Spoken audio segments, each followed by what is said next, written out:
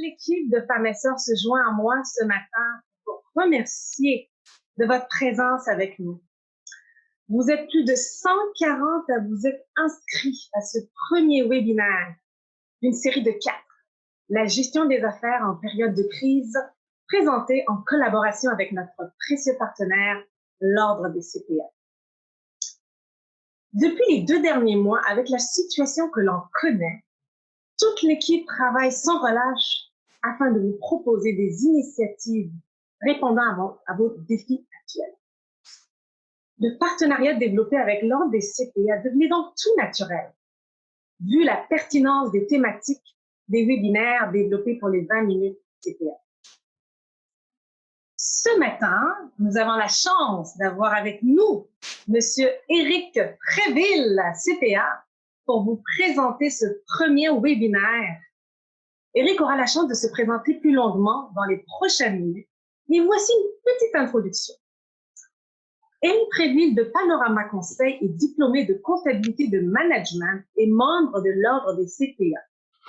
Il est aussi détenteur d'un MBA de l'Université de Chartres. Pluridisciplinaire, ses interventions s'inspirent des meilleures pratiques en finance, en conseil stratégique et en performance organisationnelle.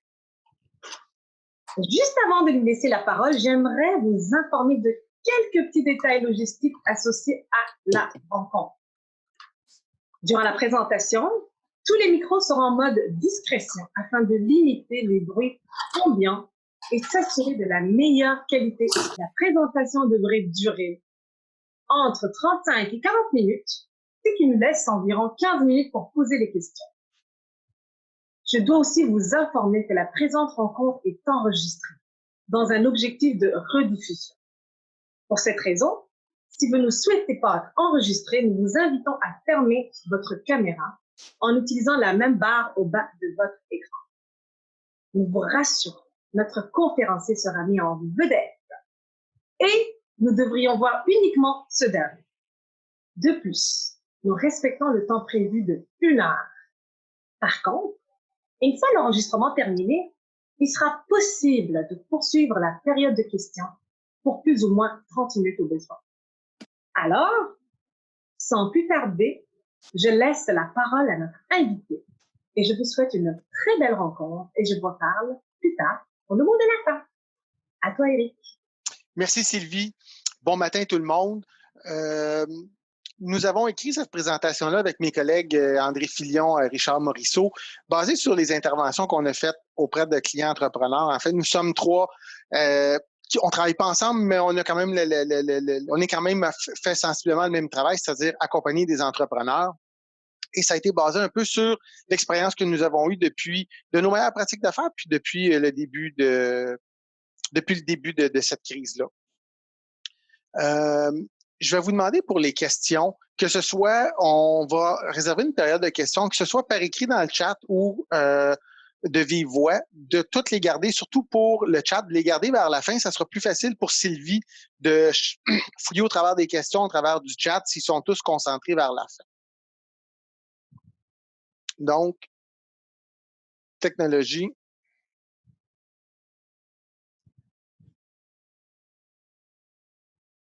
C'est parti. Donc, on a un petit peu défini cette présentation-là en 4 grands blocs qui seront l'état de la situation, passer à l'action, revoir ses stratégies et, pour terminer, planifier la reprise. Ceux qui auraient déjà vu ou entendu parler de la présentation, on l'a déjà modifié depuis le début, c'est déjà 1 mois qu'on la donne, on l'a modifié cette présentation-là pour refléter un petit peu plus le moment où on se trouve actuellement. Donc, l'état de la situation, ben, on a catégorisé les entreprises. Et quand disons organisation, puis je fais un bémol ici quand je parle d'organisation, tout ce que je vais dire dans la prochaine heure s'applique autant à une entreprise qu'à une OBNL, une entreprise d'économie sociale. C'est les mêmes réalités, c'est les mêmes bases. La seule différence, c'est qu'à la fin, il y en a une où on va valoriser d'autres valeurs que uniquement le profit, mais ça s'adresse à tout type d'organisation. Donc, il y en avait qui ont été vraiment fermés, mais solides financièrement. Donc, on peut tenir le coup 3 à 6 mois. On en a eu fermés avec des situations précaires. Je pense à plusieurs restaurants ou des chaînes. On a vu Aldo qui s'est mis sur Aldo, Redmond qui se sont mis sur la loi de la protection de la faillite. Donc, c'était fermé, mais avec des situations plus précaires. Il y en a eu donc en activité complète. On peut penser à toutes les épiceries. Donc, qui étaient ouvertes, en service, complètement ouvertes. Il y avait moins d'enjeux. Et en activité partielle, certains restos qui sont tombés un petit peu en mode livraison ou on pense à des entreprises qui se sont redéfinies un petit peu. Donc, Bauer qui a fait des visières. Donc, c'était 3 grands types d'entreprises. À la fin de la présentation, on a bâti un tableau des différentes interventions préconisées par rapport à si mon entreprise est fermée, précaire ou en activité. Ben, il y a tout un tableau que vous pourrez consulter parce que cette présentation-là sera disponible pour téléchargement sur le site web de l'Ordre des CPA. On va vous donner le lien un petit peu plus tard pour télécharger la présentation.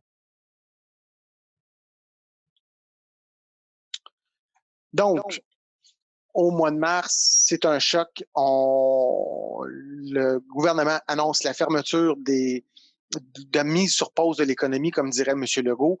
C'est un choc. Ça a été un choc de la tristesse, du colère.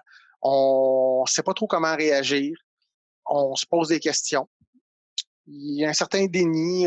Puis je me rappelle même moi dire je devais partir en voyage. Ben, ça ne durera pas plus que 2 semaines. On va partir. Il y a une espèce de déni. Puis là, on dit ben non, il va falloir changer. Fait on commence à se poser des questions. On se remet en question. Pourquoi je devrais changer? Puis après ça, ça devient un petit peu à comment je vais changer. On doit changer puis enraciner ce changement-là. Puis c'est un petit peu, je vous dirais, à partir du comment changer puis à s'en aller vers enraciner le changement qu'on va traiter un peu plus aujourd'hui parce que je pense que tout le monde a passé l'étape du choc. Les grands défis qu'on aura à faire face dans cette crise-là, ou en période de crise, puis ça s'adresse on dit la crise présente, mais à n'importe quelle crise qu'une entreprise va vivre, ben c'est de composer avec des nouvelles règles particulièrement. On peut pas on a des ouvertures. Oui, je suis ouvert, non, je suis pas ouvert. On doit mettre des mesures sanitaires. Les règles du jeu vont changer. Le port du masque pas imposé, pas imposé. Donc, c'est des règles qui sont mouvantes. Puis, il faut s'adapter constamment avec ces nouvelles règles-là. Faire face à beaucoup d'éléments intangibles. Donc, on est habitué souvent de naviguer au travers de nos entreprises en prenant des décisions rationnelles. On a à faire face à beaucoup de zones de gris et qui crée des incertitudes, mais il faut apprendre à naviguer au travers de ces zones de grises-là. Être à l'affût du marché et de ce qui se passe, ben ici, je pense beaucoup à la veille stratégique. Donc, s'assurer qu'on regarde qu'est-ce que notre industrie font, qu'est-ce que mes compétiteurs font, qu'est-ce que des industries similaires vont faire à la mienne, puis un peu de s'adapter, d'essayer de voir qu'est-ce que les autres font pour que je ne sois pas en retard sur la parade. Naviguer dans le changement. C'est difficile. Par contre, une période comme ça, c'est formateur aussi. J'aime à dire, je fais souvent l'analogie avec le voilier. C'est facile de se promener en voilier sur un lac calme, il y a une petite brise qui nous pousse dans le dos. Là, tout le monde est un bon capitaine. Quand il se met à vanter puis il y a de la vague de 3-4 mètres, ben c'est là qu'on voit qui aura été un bon capitaine ou pas, ou qui aura été un bon matelot ou pas. Et savoir gérer ses priorités à court et à long terme, donc revoir notre gestion de priorités, puis revoir les priorités, les nôtres, puis celles de l'entreprise. Un petit peu basé là-dessus, la revue Gestion avait écrit un très bon article, Revue Gestion du HEC, et il ressortait une étude internationale qui sortait les règles communes aux 2% des entreprises qui réussissaient le mieux au monde. Puis ce qui ressortait, c'est un petit peu basé ici, ben, elles revisent continuellement leur stratégie, leur modèle d'affaires, conservent un regard extérieur, donc s'assurent d'avoir une vigie, parient sur des zones de croissance futures en perturbant au besoin leur propre modèle d'affaires. Donc, on n'a pas peur des fois de changer le modèle au risque de se dénaturer un petit peu. À cet exemple-là, je pense à un restaurant qui s'appelle Mon Lapin, qui a carrément changé de nom depuis quelques semaines pour offrir une nourriture complètement différente de ce que se faisait Mon Lapin parce que ça s'adaptait moins à la livraison. Mais on dit, ben regarde, on a des fourneaux, on a des employés, on a un savoir-faire. On va aller faire quelque chose de complètement différent. Ils savent renouveler leur structure pour gérer les priorités à court et à long terme. Donc, c'est un petit peu où on revient avec les entreprises qui réussissent, qui ont du succès, mais on doit être capable de faire face à ces éléments-là. Darwin nous le disait, les espèces qui survivent ne sont pas nécessairement les plus fortes, les plus intelligentes, mais celles qui s'adaptent au changement, donc qui auront su s'adapter.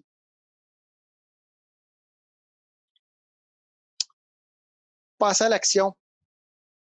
On a ciblé 6 grands thèmes de comment se préparer ou comment on devrait pouvoir passer à l'action ou pour passer à l'action.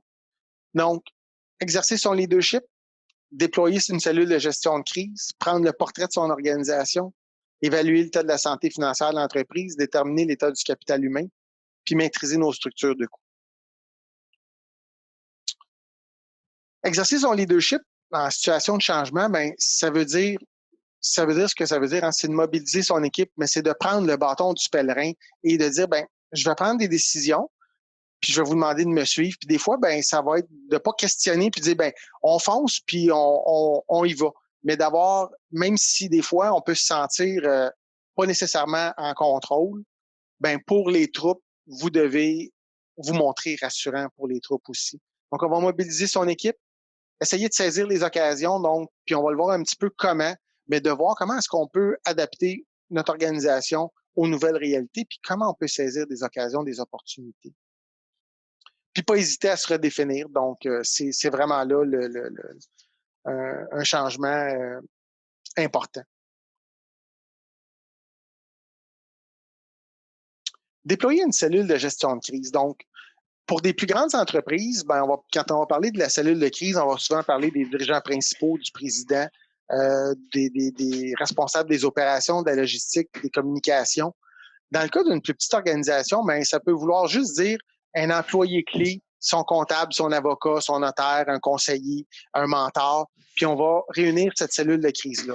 Là, je vous dis, en premier lieu, on va prendre le bâton du pèlerin, on va se faire rassurant, il faut prendre des décisions. Il ne faut pas le faire tout seul non plus. On n'est pas, on va réunir sa cellule de crise, puis on va s'assurer de voir comment on prend les bonnes décisions, comment on fait le tour, comment on délègue efficacement. Parce que c'est pas facile. Il y aura beaucoup d'enjeux, puis on va en voir. Il y a énormément d'enjeux. Il y a des fois des affaires auxquelles on n'a pas pensé. Ben, de cette cellule de crise-là va nous aider à nous challenger puis à prendre les meilleures décisions. Par contre, il va falloir déléguer des tâches à cette cellule-là puis responsabiliser les gens dans notre équipe. Puis quand on dit déléguer efficacement, ben, il y a des techniques pour déléguer, ça s'apprend, mais ça veut, puis il faut pas nécessairement s'attendre à ce que ça soit fait comme nous l'aurions fait, mais que ce soit bien fait. Mais il y a plusieurs chemins pour aller à une destination. Des fois, ça sera pas le chemin que nous on prend, mais on va arriver à destination quand même, puis on va responsabiliser nos gens au travers de tout ça, mais il faut aller s'appuyer. On peut pas rester tout seul non plus. Oui, on va assumer son leadership, mais non, on peut pas rester tout seul. Prendre le portrait de votre organisation. Donc, si je tirais un Polaroid d'aujourd'hui, mon organisation a l'air de quoi? Évidemment, une fois qu'on a regardé l'organisation, ben, on va communiquer avec l'ensemble des parties prenantes. Et là, quand je parle des parties prenantes, je vais parler de votre banquier, vos conseillers, tous ceux qui sont conseillers avec Femmes et Sœurs, appelez votre conseiller de Femmes et Sœurs, appelez le comptable, appelez vos clients, les fournisseurs, s'assurer de dire, regarde, si je suis en opération partielle, de le dire, je suis en opération partielle. Donc, oui, je peux encore accepter des clients. Oui, je vais payer mes fournisseurs. Donc, communiquer avec tout ce monde-là. Puis, particulièrement avec les banquiers, puis plusieurs des parties prenantes, dire la vérité. Si ça va pas bien, ça va pas bien. Moi, je vous dirais, dans le rôle de banquier que j'ai joué pendant plus d'une dizaine d'années, quand j'avais un entrepreneur qui m'appelait puis qui me dit que ça va pas bien, puis on est au début d'une problématique, il y a souvent beaucoup de solutions qu'on peut trouver pour supporter un entrepreneur. Mais quand l'entrepreneur arrive puis on voit que lui est au bout de ses ressources, ben j'aime à dire, pas jamais à dire, mais l'expression c'est un corps mort, ben on peut plus rien faire. Si l'entreprise qui est morte, elle est morte. Là. On peut pas sauver un mort, c'est un mort. On le réanime pas. Par contre, quelqu'un qui est juste blessé, ben, on peut le soigner. C'est des fois la distinction entre les deux, ben, c'est important de le dire au début pour que tout le monde puisse vous aider, vous supporter. Et non pas rendu quand on est vraiment dans les gros problèmes.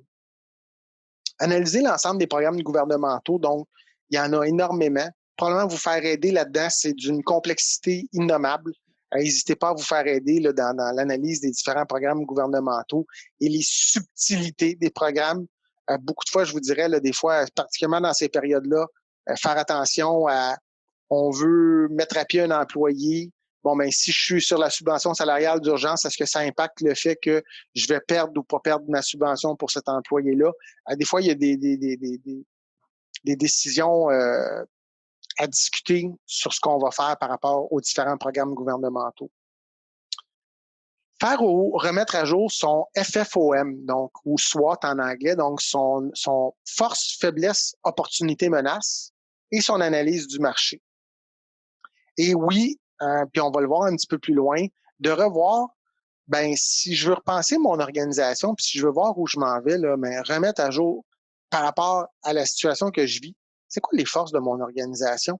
C'est quoi ses faiblesses? Donc, où je vais me faire attaquer? Est-ce que c'est le cash flow? Est-ce que c'est c'est-tu mes employés qui voudront pas rentrer? Donc, sont où mes faiblesses? Sont où les opportunités? Quelle part de marché je peux prendre?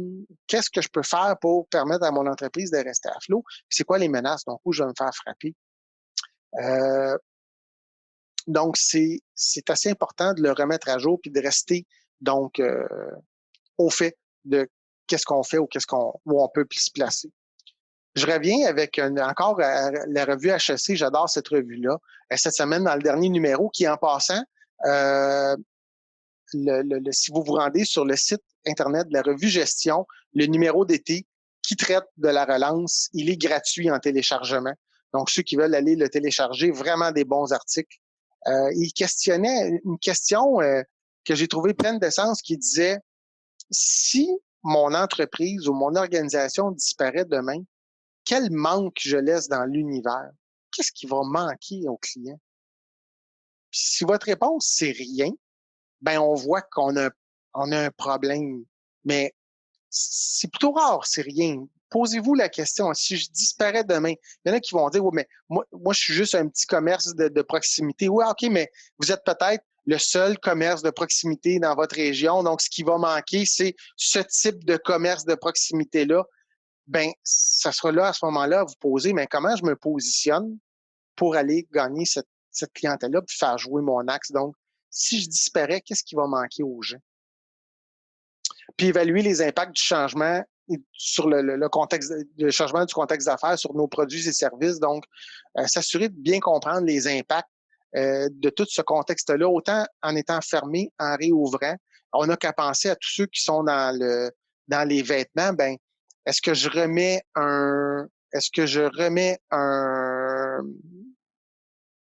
des vêtements à essayer, à pas essayer? Comment on va ça va être quoi tous les impacts? Ça va être quoi tous les impacts? Moi, je viens de voir tout ce que je vais vous donner comme lien, là, je vais vous mettre tout ça après. Là, on va s'assurer que je puisse vous les faire parvenir. Je parlais du lien de la revue Gestion, je vais vous donner le lien un petit peu plus tard. Donc, comment est-ce que le contexte d'affaires va changer sur vos produits et services?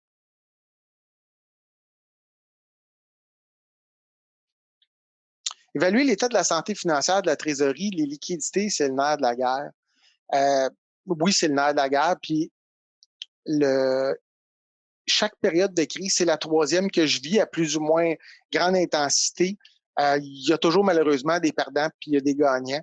Ben, les entreprises qui auront su bien passer au travers, il y a toujours des opportunités pour ceux qui passent au travers. Il y en a toujours eu.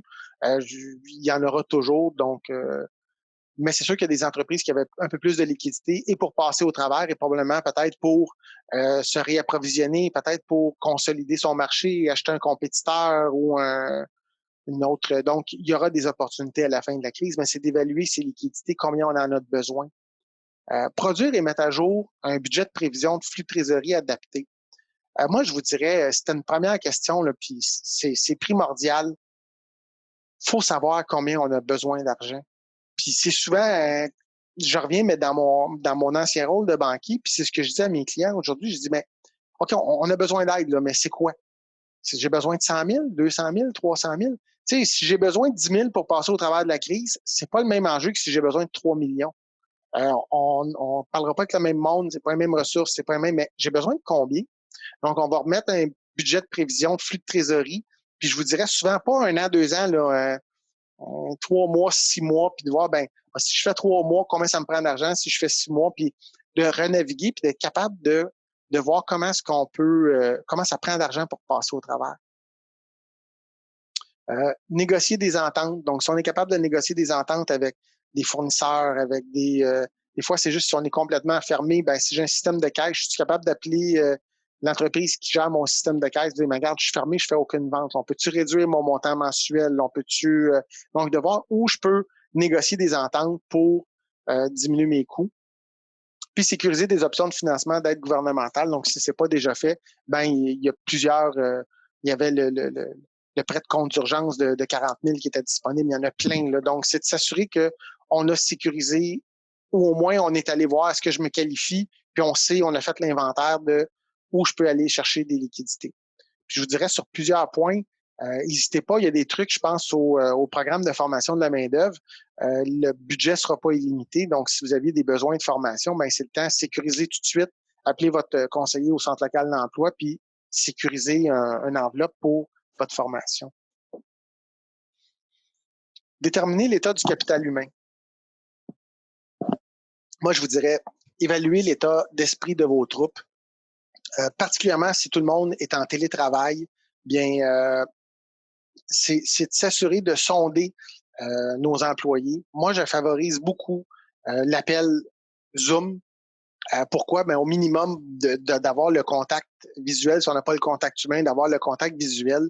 Je pense, parce que j'ai eu plusieurs cas avec des employés qui sont seuls à la maison. Donc, de ne pas hésiter à questionner vos employés qui sont seuls, puis de s'assurer que ça va bien, qu'il n'y a pas de... Souvent, quand on est 3-4 à la maison, oui, si on est une famille, ça peut être turbulent, tout le monde est à la maison, mais il y a beaucoup de monde, ça amène une dynamique qui est différente. Quand on est tout seul puis isolé, puis on est habitué que notre social, on le fait au bureau avec des amis, un 5 à 7, hein, ça fait 2 mois qu'on est enfermé, ben ça se peut que ça soit plus difficile. Donc, on va s'assurer d'évaluer l'état d'esprit des troupes. Est-ce qu'ils sont motivés? Est-ce qu'ils sont bien à la maison? Donc, y a-t-il quelque chose, si on est capable de les aider pour les accommoder? Donc, on va essayer d'aller chercher cet impact-là. Évaluer les besoins en effectifs présents et futurs. Donc, là, ben, ça va évidemment avec est-ce que je suis fermé, ouvert, partiellement ouvert, mais ça va être important de voir qu'est-ce que j'ai besoin comme effectif maintenant, puis dans le futur, est-ce que c'est vraiment primordial que je garde mes employés? J'ai beaucoup aimé, j'ai entendu Jean Bédard, président de la Cage Brasserie Sportive, la Cage au sport, qui disait que tous les employés qui ont été mis à pied, les gestionnaires continuent à appeler les serveurs, les boss boys qui ont été mis à pied, les cuisiniers, pour s'assurer, ben, que ça va bien. Il leur offrait un repas par semaine, garder le contact avec ces gens-là. Puis s'ils estimaient que ça allait coûter beaucoup moins cher en formation de réembaucher les gens qui ont été mis à pied que de réembaucher puis de former du nouveau personnel. Donc, ça peut être un effet, mais c'est de dire, ben, quand je vais réouvrir, d'essayer de commencer à avoir un plan, combien d'employés j'aurai de besoin. Puis, ben, communiquer avec ses employés. Là, vous allez voir, le communiquer revient beaucoup. Là, communiquer. Là, ben, ça sera important là, de ne pas lâcher les communications avec nos employés pour et que ce soit et ceux qui travaillent et ceux qu'on a mis à pied, parce que fort probablement qu'on va on en aura besoin. Je suis de ceux qui croient que embaucher du personnel, c'était pas facile avant la crise, ça sera pas plus facile après. Entendons-nous, c'est sûr qu'un personnel non qualifié qui transporte des boîtes dans un entrepôt, peut-être ça va être moins difficile d'engager, mais quand je parle je regarde dans ma profession de comptable, ben, la perspective sur les 10 prochaines années, il y a plus de comptables qui prennent leur retraite que de jeunes qui vont graduer. Ça ressemblait un peu à ça du côté des ingénieurs. Il y a plusieurs professions. C'était pas facile d'engager. On pense à des préposés aux bénéficiaires. Là. Il faudrait bien en inventer, en imprimer 3-4 000. Là. C'est un métier qui se comble difficilement, mais ça sera pas plus facile après là, d'engager du monde là, parce que les pertes d'emploi massives, je pense pas qu'il y ait eu lieu nécessairement au niveau des professionnels ou des gens avec des métiers. Maîtrisez vos structures de coûts et par rapport un peu à ça, il y aura un de mes collègues qui donnera puis vous allez voir, là, je le mentionnerai après, mais il y a 3 autres conférences qui vont venir, dont une qui est sur comprendre ses états financiers. Mais je pense que c'est encore vraiment important aujourd'hui de déterminer et comprendre vos structures de coûts. C'est encore plus vrai aujourd'hui de vous mettre le nez dans vos finances d'entreprise, dans vos états financiers. Puis je sais que c'est pas la partie la plus fun d'une business de être à jour dans sa comptabilité, comprendre ses chiffres.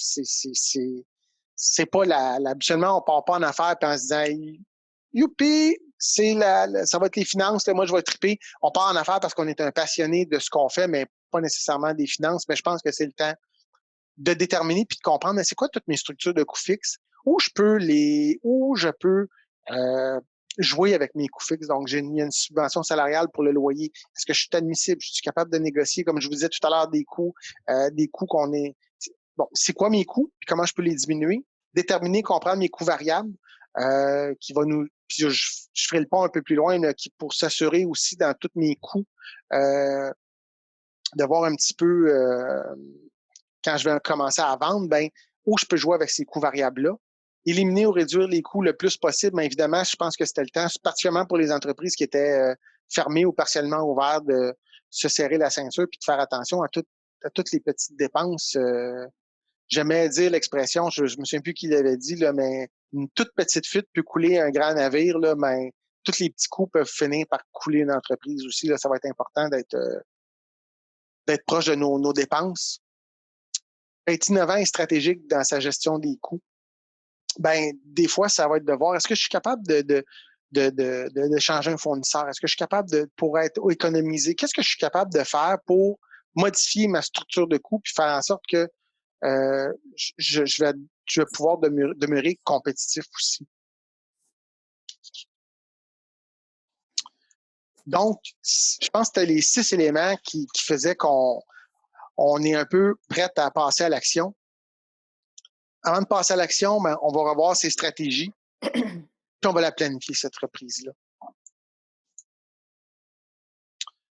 Donc, dans revoir ses stratégies, mais je vous dis revoir le plan stratégique et le modèle d'affaires, donc le repenser. Et ça ne veut pas dire qu'on va changer tout au tout. Ça ne veut pas dire qu'on peut changer tout au tout. J'avais quelqu'un dans une autre conférence qui me dit, ben, moi, j'opère un salon de coiffeur, puis elle dit, je peux pas me mettre à donner de la coiffure à distance. J'ai pas. Ben, je dis non, dans ton cas, à toi, ton plan stratégique, on va l'adapter, on va beaucoup plus adapter la façon qu'on reçoit des clients, mais non, c'est vrai que c'est difficilement adaptable. Il y aura des industries où on pourra pas le faire, mais dans d'autres, ben, on pourra revoir notre plan stratégique puis revoir notre modèle d'affaires. Par contre, dans un salon de coiffeur, mais si j'avais des employés, est-ce que je peux louer des chaises? Est-ce que je peux donc, comment est-ce que je vais m'assurer que mon plan stratégique assure la pérennité de mon entreprise? Prévoir et modéliser les changements dans la demande. On va s'assurer dans mon, puis ça fait un pont avec la sécuriser son approvisionnement, bien, s'assurer que je vais prévoir ce que je vais vendre, puis qu'on va sécuriser cet approvisionnement-là. Parce que ça ne veut pas dire que parce que moi, j'opère, que j'opère à 100%, que tous mes fournisseurs opèrent à 100%, ça se peut que ça n'opère pas à 100%. Je pense juste à quand j'ai fait changer mes pneus, le garage, il y a de la main-d'œuvre, mais mes pneus sont entreposés, puis il dit à l'entrepôt, il roule à 50% de capacité. Ben, ça lui-même, ça l'impacte parce qu'il voudrait bien, mais il peut pas.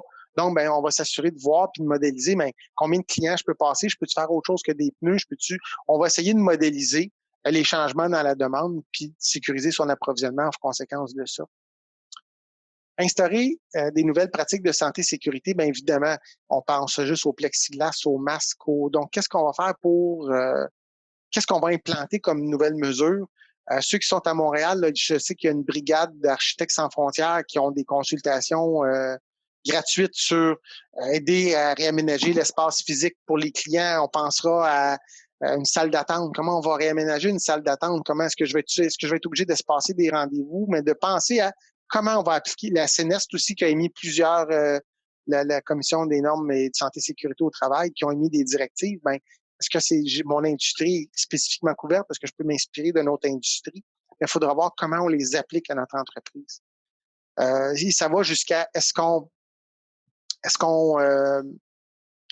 que mes employés reviennent au travail, est-ce que, là, on parlait d'employés, là, mais est-ce que dans les pratiques de santé et sécurité, si je veux que mes employés reviennent au travail, est-ce que je suis capable d'être accommodant pour mes employés qui sont en transport en commun?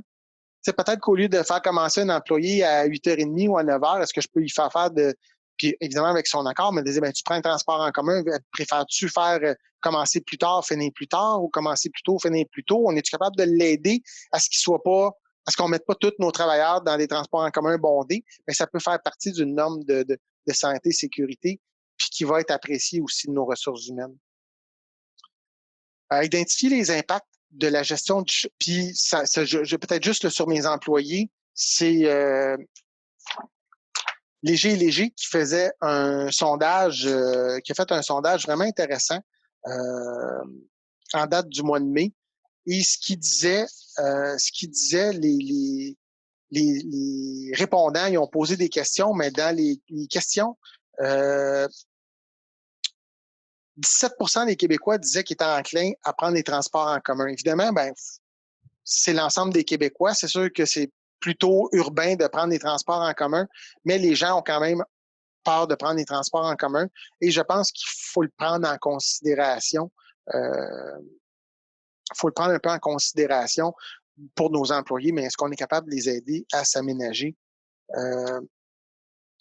pour le transport? Identifier les impacts de la gestion du changement. Donc, qu'est-ce qu'on va changer dans notre modèle d'affaires, dans nos stratégies, dans notre... et quel impact que ça va avoir? Et là-dessus, les études vont dire 5 à 10 de vos employés vont être des porteurs du changement. Là, eux autres, ils vont plus que vous appuyer, là, ils vont être des ambassadeurs de vos changements. Il y en a 30 à 40 qui vont être favorables. Il y en a toute une partie qui est neutre. La balance va être neutre. Il y a un 5 à 10 qui vont être hostiles au changement. Ils n'en veulent pas de changement, eux autres. Ils étaient bien avant, ils ne veulent pas que ça change. Il n'y a pas eu de COVID, il n'y a rien eu, on ne change pas. Ces 5 à 10 d'hostiles-là, ben, il va falloir travailler pour avoir une stratégie avec eux autres, donc identifier les impacts, puis travailler avec eux autres pour voir si c'est un travail, puis s'assurer qu'ils adhèrent puis qu'ils ne minent pas le moral de mes autres employés. Planifiez vos stratégies de communication, donc ça va être vraiment important, particulièrement ici, je pense à vos fournisseurs, à vos clients. Quand est-ce que je vais être ouvert? Essayez il faut essayer d'être bon avec nos clients aussi. Souvent, nos heures d'affaires se retrouvent sur Google, sur Facebook, sur notre site Internet. J'en ai vu beaucoup, puis je sais que ça fait beaucoup à maîtriser, mais tu vas sur Google, c'est écrit que le magasin est ouvert jusqu'à 9 h le soir. Oups, sur Facebook à 8 h, sur le site Internet jusqu'à 9 h, tu arrives là à 3 h, le magasin est fermé. Ouais, mais c'est écrit dans la fenêtre. Ouais. Planifiez vos communications. Je pense que vos clients vous en voudront pas d'être fermés. Ils vont vous en vouloir de pas leur avoir communiqué efficacement.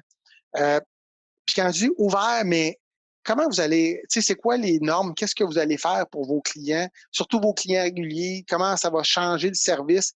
Du fait qu'ils soient informés à l'avance, ça va vous aider aussi à ce que la clientèle prenne bien vos changements. Définir ses objectifs. Je vous le dis, si vous aviez fait un plan stratégique au mois de février, il y a fort probablement dans votre carte stratégique un paquet d'éléments qui sont plus bons. Donc, c'est de revoir les objectifs. Peut-être que j'avais un grand objectif de profitabilité. Peut-être que je vais sortir l'objectif de profitabilité, puis on va revoir pour avoir des objectifs un peu plus de pérennité d'entreprise. Est-ce que mes employés sont bien? De s'assurer que... Donc, qu'est-ce que je vais revoir dans mes objectifs stratégiques pour pouvoir continuer à suivre mon entreprise? Évidemment, ces indicateurs de performance. Est-ce que je rajoute des indicateurs de performance dans mon tableau que je suis? Si je suis sûr que j'en ai un. Si vous n'en avez pas, il va y avoir aussi une belle présentation de Richard sur les tableaux de bord. Qu'est-ce que je veux suivre comme tableau de bord? Est-ce que c'est le temps que j'ajoute, particulièrement des gens qui ont des employés de bureau, accès à un ordinateur? Il y a des applications comme Office Vibe qui vous permettent de aller prendre un petit peu le pouls de vos employés avec des questions. C'est un outil qui est gratuit. Donc, est-ce que je viens mettre un indicateur de mobilisation de mes employés? Est-ce que c'est des facteurs d'absentéisme, de productivité, Puis quand je dis de productivité, attention, ça ne veut pas dire je veux pas dire de pousser les employés à être plus productifs. J'ai aimé beaucoup, j'ai l'employeur d'une de mes amies, il a demandé à son monde, il dit, je veux que vous m'estimiez votre productivité. Puis il dit, je veux pas, il dit, c'est pas grave, il dit, si vous me dites 50%, il dit, vous allez avoir une paye, là, il dit, je vous coupe pas. Il dit, je veux juste avoir une idée. Parce qu'il dit, je comprends, il dit, il y en a, il dit, vous êtes 2 conjoints, les enfants sont à la maison, ben les gens sont arrivés, ben, moi je pense que je suis à 60%, 50%, ben moi c'est à 80%, hein. Puis ça a donné une idée, mais est-ce que je vois, puis je dis, ben si j'ai 75% de productivité, je considère que c'est bon. Donc c'est de voir un petit peu à revoir ces indicateurs ou qu'est-ce qu'on met comme indicateur. Puis évidemment, mais réévaluer vos besoins de ressources, vos besoins de ressources en ressources humaines, est-ce que donc qui j'ai besoin de rappeler, de réembaucher, d'avoir un plan, de le communiquer à ces employés-là. Si j'ai un calendrier pour les rappeler, mais de le communiquer. Puis des fois, ben ça va être même de revoir malheureusement, ben ça va être de faire une vigie puis de revoir aussi les rémunérations. Ça se peut que dans certains cas, ben j'ai des employés qui soient plus craintifs de rentrer au travail. Ben oui, il faudra peut-être aussi adapter la rémunération. Je reviens peut-être l'élément, le petit site, là, c'est Office, comme un bureau, Office Vibe. C'en est un parmi tant d'autres. Donc, on aura fait notre stratégie, nos stratégies puis notre planification en gros. Et là, on va s'apprêter à voir un petit peu comment on va vraiment planifier cette reprise-là.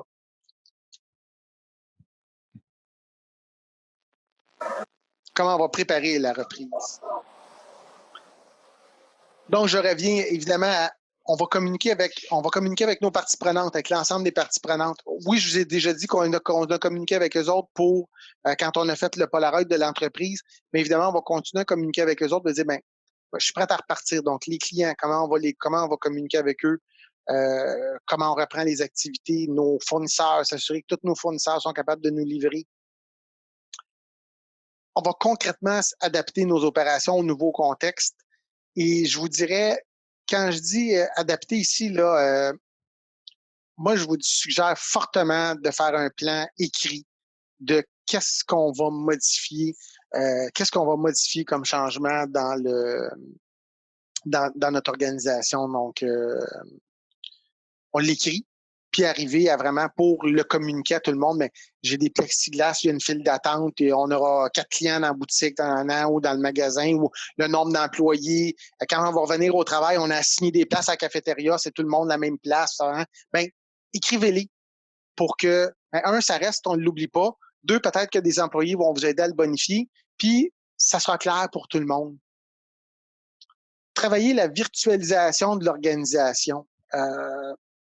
2-3 points là-dessus, là, je vous le dis, la présence sur le web, sur les médias sociaux, là, je pense à LinkedIn, à Facebook, à comment on garde notre communauté de clients, d'employés mobilisés. Puis, je vous dirais, on a parlé énormément, c'est un autre débat, je ne rentrerai pas dedans, mais on a parlé énormément des gens qui achètent sur Amazon, puis on n'achète pas local, puis on n'achète pas. Mais vous avez sûrement tous consommé.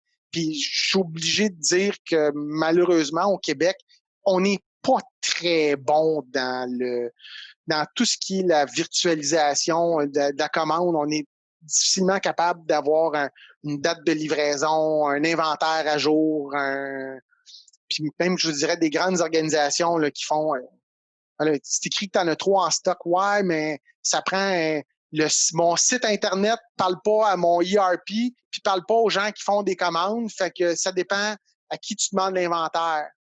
Oh! Ah, puis on veut être bon, puis on veut concurrencer Amazon. Mais si on a encore des morceaux à travailler pour dire, ben, on veut être bon, mais je pense qu'il va falloir passer en 2.0, plus qu'en 2.0. Au niveau de la virtualisation, mais au moins votre présence sur les médias sociaux sera importante. Planifier, mobiliser le retour de vos troupes en fonction des nouveaux besoins. Comme je vous disais, on le communique aux employés, on va le planifier, on le communique, on a un calendrier, puis on va l'implanter. Être prêt à gérer le changement, l'émotivité dans les zones de gris. Puis là, je reviens beaucoup à l'émotivité là, avec les employés. Hein. C'est pas c'est pas une carte de punch, c'est pas un numéro qu'on gère, c'est vraiment des gens qui ont des peurs, qui ont des craintes. Je vous invite, là, il est sur le site de Léger et Léger, le sondage qu'ils ont fait. Il est intéressant, là, mais on peut sentir que les gens ont peur il y a quand même des peurs dans la société avec ce qui se passe. Mais il va falloir s'assurer de les gérer et être prêt à comprendre nos employés et à gérer dans ces zones de grise-là. Concrètement, mettre en place les nouvelles mesures de santé et sécurité au travail, sécuriser l'aide gouvernementale et réévaluer la situation constamment. Là, je vous dis, on revient à prendre un Polaroid de l'organisation, puis on s'arrête régulièrement à réfléchir à où on s'en va, qu'est-ce qu'on fait, comment on le fait pour s'adapter. Puis là, je vous dirais, d'en réévaluer la situation constamment et d'en prendre le Polaroid de votre entreprise, n'hésitez pas à demander des ressources. Il y a vous avez votre comptable, vos conseillers juridiques, mais vous avez le réseau des mentors. Famessor, une brigade d'experts. Il y a des mentors, vous pouvez avoir des collègues entrepreneurs. Puis même moi, c'est drôle parce que j'ai fait la coupe des startups. J'ai vu un paquet de jeunes entrepreneurs. Je suis impliqué auprès de l'école d'entrepreneurship de Beauce. Puis je dis aux gens, vous avez une question, n'hésitez pas, levez le téléphone, appelez. Je ferai pas un mandat de conseil, mais vous avez besoin d'un conseil, de parler à quelqu'un. Écrivez-moi sur LinkedIn, vous avez des mentors, il y a plein de monde qui vous l'offre. Puis quand je parle à des gens comme moi, on n'a pas tant d'appels que ça de quelqu'un qui dit, des fois, c'est juste de dire, je sais pas par où le prendre. Ben, on a une discussion, 5-10 minutes, puis ça va donner. Puis il y a la brigade, vous avez des conseillères de femmes et sœurs, mais il y a tellement de ressources de grâce.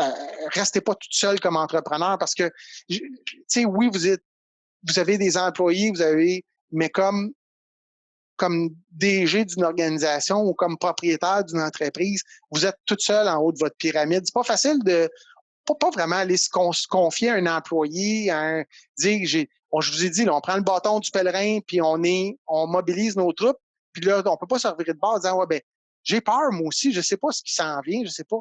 Ben, c'est là, on sort, on s'externalise, puis on va chercher de l'aide. Pour terminer, ben, moi, je pense que si on a 5 choses à retenir de ce que j'ai dit aujourd'hui, hein, jouez votre rôle de leader. Donc, on va exercer son leadership. Ça va être important. On va prendre des décisions. Je pense que les leaders qui passent au travers, là, je pense un peu à l'image du capitaine du bateau qui va donner ses directives quand tempête. Là, ça en prend un qui donne des directives. Là. Ceux qui ont fait de la voile, là, monte la voile, descend en voile, tata. On réfléchit pas. On donne des directives puis on a un leadership. Mobilisez vos troupes. Ça va être super important, nos ressources humaines, notre capital humain, c'est ce qu'on a de plus important. Donc, souvent dans l'organisation, autant ceux qu'on a mis à pied que ceux qu'on a gardés, on veut garder nos gens mobilisés autour de notre projet d'entreprise, de notre organisation. Bien gérer sa trésorerie, ses coûts, son approvisionnement. Trésorerie, souvent, là, vous allez me dire, ça va d'emblée. L'approvisionnement est d'autant plus important que j'ai beaucoup de fournisseurs qui fonctionneront peut-être pas à 100% de capacité. Donc, de s'assurer que je vais être proche de mes fournisseurs si je vais être livré, particulièrement dans les gens qui vendent des produits. Naviguer dans le changement, donc on est dans les zones de gris, on est dans on est dans le changement, mais c'est apprendre à devenir bon à gérer dans ces zones de gris-là et communiquer. Donc, communiquer, je vous l'ai dit, puis je le redis. Vos clients, vos fournisseurs, vos employés, votre banquier, puis vous-même, de ne pas hésiter à aller chercher de l'aide puis de parler. En terminant, ben, peut-être juste c'est ma plug ou le CPA, souvent on va le voir un petit peu comme celui qui fait nos états financiers ou qui fait nos rapports d'impôts, mais c'est beaucoup plus que ça. Donc, un CPA, c'est un conseiller qui peut vous aider à travers les changements à travers de votre organisation, peut devenir un accompagnateur, un accélérateur de croissance, peut vous aider dans différents niveaux. C'est un peu tout ça que le CPA peut faire. Normalement, j'aime à dire, là, on va essayer de s'entourer d'un bon CPA, d'un bon comptable, d'un bon conseiller juridique, puis normalement, ça va bien. Donc, cette présentation-là, elle sera téléchargeable au cpaquebec.ca/webinaire. Elle sera disponible.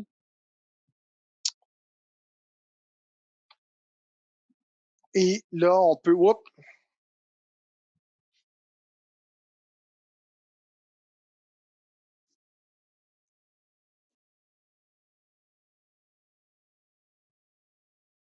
juste... Et voilà. Donc, on peut, si vous avez des questions, soit... Merci beaucoup, Éric. C'était très, très instructif. Alors, on peut passer à la période des questions. Vous pouvez soit poser vos questions dans le chat. Vous pouvez également lever la main à côté de votre nom en bas, juste à côté de participants. Donc, allez-y avec vos questions. Nous avons environ une dizaine de minutes pour les questions.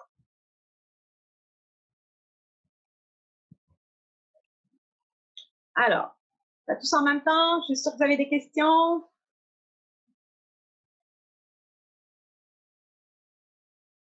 Non, pas de questions, pas de questions. Tous ceux qui avaient des questions là, dans le chat, on a répondu à beaucoup merci beaucoup à tous les gens là, qui ont mis des liens là, sur la Brigade des experts, sur Office Vibe, sur la dernière édition de la revue Gestion. On a une question qui vient de rentrer. Quelle est l'erreur à éviter pour une jeune PME? Une question de ML Gourde-Pinet. Pour une jeune PME, ben, je voudrais ça revient beaucoup à liquidité.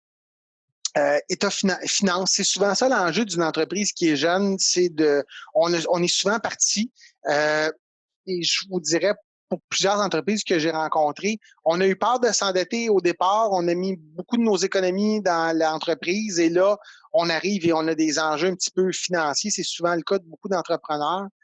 Et pour beaucoup d'entreprises qui n'ont pas un an, il y a énormément de programmes gouvernementaux qui ne s'appliquaient pas à des jeunes entreprises, soit parce qu'on n'a pas pris de salaire, soit parce que... donc, ça va être d'essayer d'être vraiment créatif au niveau de ce qu'on va pouvoir faire. Si on est capable d'être ouvert, ben ça va être vraiment d'éplucher à la lettre l'ensemble des mesures gouvernementales qui puissent vous aider. Et surtout pour une jeune entreprise, de ne pas hésiter à brasser un peu son modèle d'affaires puis à voir là, comment est-ce que je peux me réinventer pour rester à flot. Prochaine question. Est-ce que tu peux nous donner des exemples de métriques de succès de Steph de Stockholm? De métriques de succès. De métriques de succès. Oui, je peux vous donner quelques exemples. Puis si vous en voulez plus, il y a vraiment, je regarde, je veux pas, il va y avoir le tableau de bord le 23 juin, donc où Richard Morisseau va vraiment parler du tableau de bord. Mais évidemment, souvent, mais je vais, c'est drôle, je viens de le retravailler avec un client. Évidemment, ben, en premier lieu, quand on en a juste quelques-uns à sortir, les ventes. Donc, pour moi, les ventes deviennent quand même un élément important qu'on veut suivre.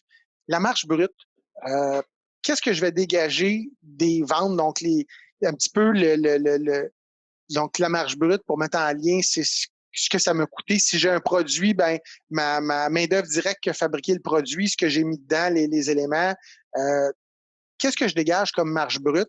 Et si vous allez sur le site d'Industrie Canada, il est possible de sortir des comparatifs par industrie puis de vous donner des idées de comparables par rapport à votre industrie. Donc, le site d'Industrie Canada. Et si, exemple, ben, dans mon industrie, la marge brute, c'est 40 %, puis moi, je fais 25 %, j'ai une problématique, c'est sûr. Là. Fait que c'est soit que ça me coûte trop cher à produire, soit que je vends pas assez cher. Donc, ça vient rapidement me donner un indicateur de dire, ben, j'ai-tu un problème de coût ou je vends pas assez cher? Est-ce que je fais le tour de mes compétiteurs? Puis, disons, revenons à un café. Si je réalise que dans l'industrie, la marge brute d'un café, c'est 50 % puis je fais 20 %, ben, c'est soit que votre café vous coûte trop cher ou soit que si je fais le tour, mais peut-être que tous vos compétiteurs vendent leur tasse de café 4,50 $, vous la vendez 1,25 $. Ben, il faut réajuster puis de voir, mais pourquoi est-ce que je fais pas cette marge brute-là? Puis là, après ça, on se questionne, y a-t-il une stratégie? Mais au moins, ça nous permet de venir nous positionner puis de venir voir si mes ventes sont correctes, donc si mon prix de vente est correct ou si mes coûts sont trop chers. Mon inventaire, donc comment mon inventaire va tourner. C'est une autre mesure de succès. Est-ce que mon inventaire tourne beaucoup, pas beaucoup? C'en est une. J'avais des mesures peut-être plus ressources humaines, donc de taux d'absentéisme. Est-ce que j'ai des employés qui sont... Et là, ça ne veut pas nécessairement dire pour être coercitif, mais c'est vraiment de dire, ben... Puis j'ai aimé l'approche là, d'un... Je lisais là, un peu comme des 4 CHSLD qui ont bien passé au travers de la crise, puis un des facteurs de succès, ça a été de dire, quand j'ai un employé qui est malade, il reste à la maison, on ne veut pas qu'il rentre malade ou avec des symptômes. Mais oui, je vais noter l'absentéisme parce qu'on veut le suivre, mais en même temps, on veut s'assurer de voir, ben, OK, si j'ai des employés qui avaient des symptômes, ils sont vraiment pas rentrés. Là. On veut s'assurer de bien suivre ce bout-là. La mobilisation avec Office Vibe, je l'aime beaucoup, celle-là. Donc, s'assurer que nos troupes restent mobilisées. Puis comme c'est anonyme, ben, ça nous permet un petit peu de que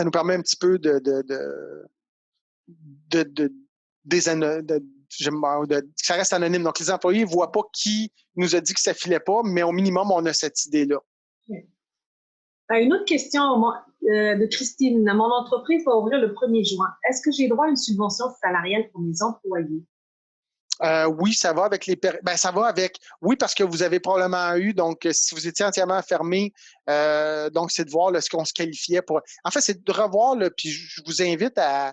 Je vous donne une grande réponse, là, mais je vous invite beaucoup à voir avec votre professionnel comptable là, Mais oui, normalement, si j'étais fermé, j'ai atteint le 30 de baisse, puis en réengageant, donc je peux me permettre ça va me permettre d'accéder à la subvention, particulièrement qu'elle sera étirée jusqu'au mois d'août. Donc, mais oui, si on se qualifie, là, on devrait être admissible. Puis ça va. Puis comme je vous disais, là, l'enfer est dans les détails. Là. J'ai une cliente il y a un employé qui quitte l'entreprise. Je regarde au moment où elle quitte, il y a une norme qui dit que dans la période salariale, si j'ai un employé qui a plus que 14 jours chômé, donc qui n'a pas travaillé, il n'est pas admissible à la subvention. Donc, au moment où elle me remet sa démission, ben, j'ai dit, si elle est payée grosso modo 900 $ par semaine, ben, je dis, elle va me coûter pour ces 2 semaines de travail 1800. Si tu lui demandes de rester une semaine de plus, ben là, à 75 % de son salaire, elle me coûte à peine 600 $ pour 3 semaines. Ben, ils ont 600 au lieu de 1800. Là, on peut-tu la convaincre de rester une semaine de plus? Bon, c'est une employée qui était... elle dit, bon, regarde, elle dit, correct, elle dit, je m'en vais pas, elle dit, je suis en réorientation, je vais te donner 2 semaines de plus. Fait que, tu sais, elle m'a donné 2 semaines de plus, mais les 2 semaines qu'elle me donne, elle va me coûter à peu près 1200, puis si elle était partie tout de suite, elle m'aurait coûté 1800. Mais l'enfer est dans tous ces petits détails-là.